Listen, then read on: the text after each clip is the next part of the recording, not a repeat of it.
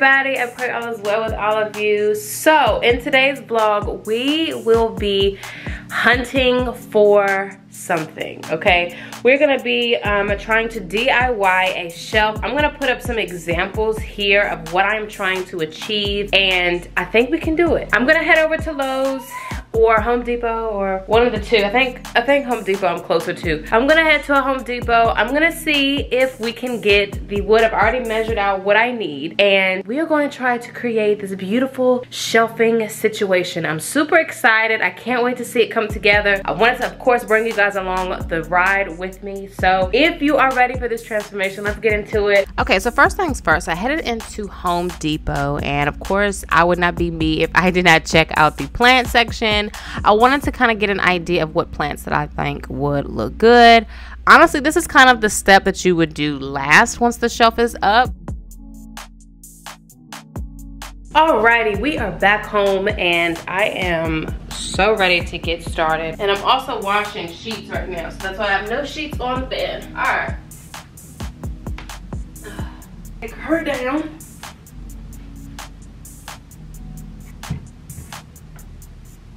I'm excited. So we're gonna go to the patio. So we're here. So I ended up getting the sanding sheets in 100, and then I ended up getting the 1500, which this is to make it really smooth. I'm gonna be honest with you, this is definitely beginner's 101.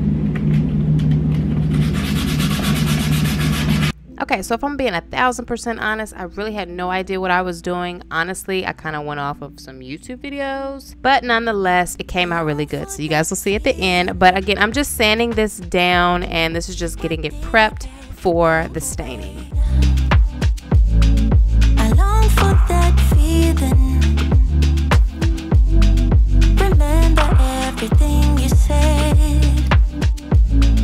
Had to go on dreaming.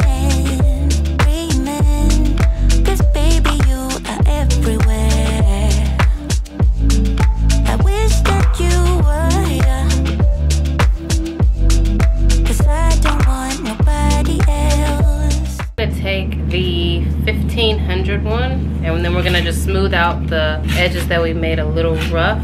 I'm not afraid to overcome every feeling that Okay, so let's get into this wood stain. I just picked this up from Home Depot. It's dark walnut, and I started out applying this with a brush, but you will see me here starting to use a napkin. This is honestly something I got from like Lone Fox here on YouTube. I seen him apply it with a paper towel, and it really worked a lot better than using this brush. I don't even think this brush is what I was supposed to be using. So yeah, I would just say skip the brush altogether and just use a paper towel. It came out a lot better. No matter what I do. Another thing to note is that wood stain actually takes 24 to 48 hours to cure. I wish I knew this before I started, because I was thinking this was going to be a one-day project, but this ended up taking 4 days because I needed to do at least 3 coats to really get it the color that I wanted. So if you're going to do this, please prepare to wait for it to cure. Goodbye until it hurts. I know that feeling. Stormy skies and fireworks, yeah. But I'm not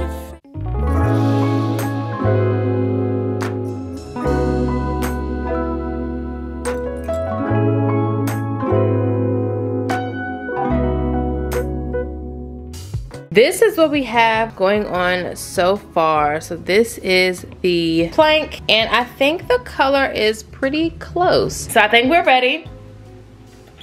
Thumbnail. These are my little holes. I'm gonna screw in here. I'm nervous as crap. Oh my God, I'm nervous.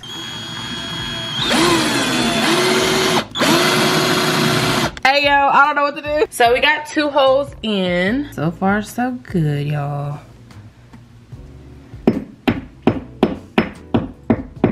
Like, trying to film something on your own and do this at the same time is like nerve-wracking. Like, somebody who I watch all the time for like home stuff is Lone Fox here on YouTube.